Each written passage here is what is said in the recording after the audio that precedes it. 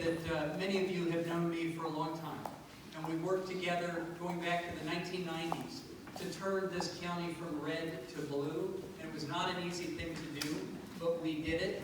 We did it first by electing Michael Coleman mayor of Columbus in 1999, and that was a big step forward for us.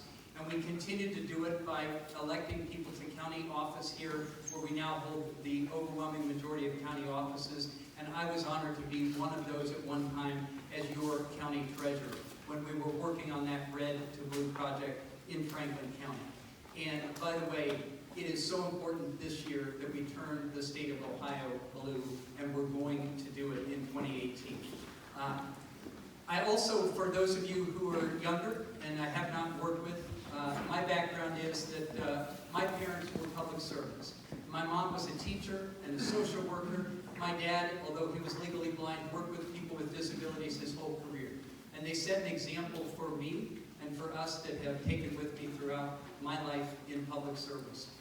And it is true public service what they did. They were never going to run for office. That wasn't the way they went about doing things.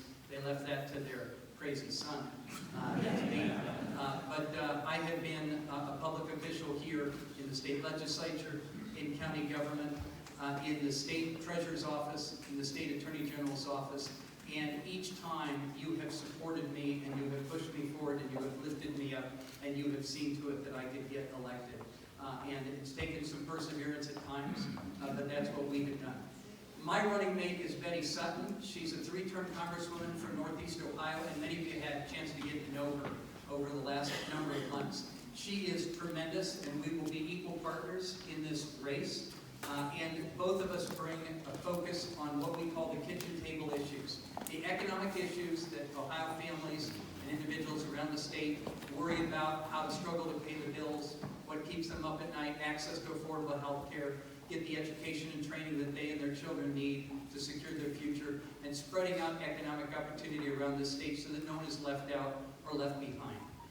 We stand for having tolerant, diverse, welcoming, inclusive communities in Ohio.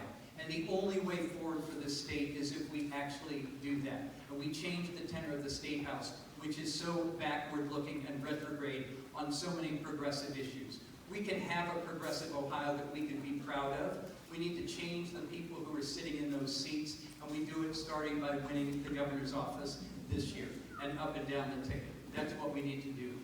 We stand, Betty and I, with the Me Too movement for an Ohio where women and men jointly and equally lead our state forward, and we weed out everything that holds women back in the workplace from giving their best every day because they have to worry about sexual harassment or stereotyping or other things that have no place in modern America. And we will put an end to that in state government, and we'll put an end to that in companies that contract with the state government, and we will set an example for this state.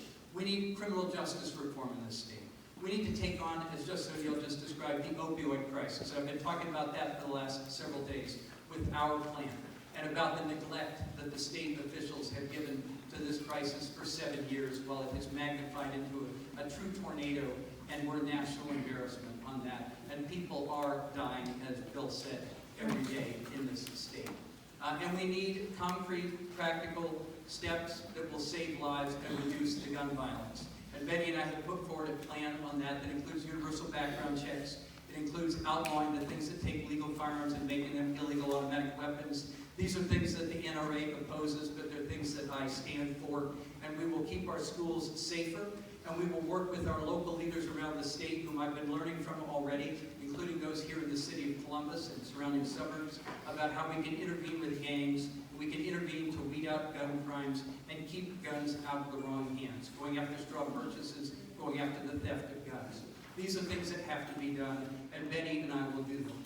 And what I've offered you is that we have a focus on the things that people care about, and we each have a track record of getting results, making change. When I was at that Consumer Bureau, we stood up to the biggest banks and biggest financial companies in this country, and we put $12 billion back in the pockets of Americans who had been cheated or mistreated.